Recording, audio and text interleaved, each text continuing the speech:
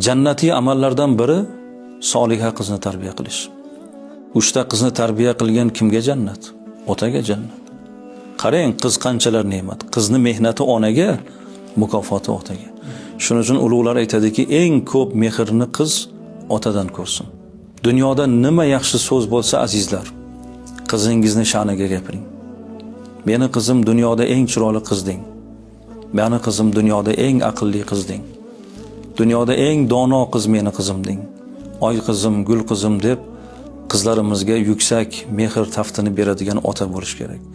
Rasul akram alayhissalom Fatima mening qalbimning bir parchasi deganlar. Kim uni xafa qilsa, men xafa bo'laman. Kim uni xursand qilsa, men xursand bo'laman dedilar.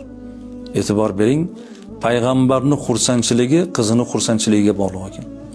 Payg'ambarning xafachiligi qizini xafachiligiga bog'liq ekan.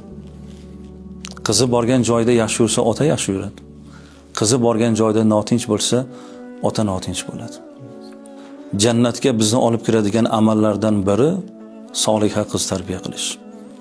Payg'ambar alayhissalomga yaqin qiladigan, shu dunyoning o'zida bizni sharafimiz, oxiratda esa darajotimiz bo'lgan qizlarimiz eng munosib joyga kelin bo'lsin, uzatgan qizlarimiz ham baxt topsin.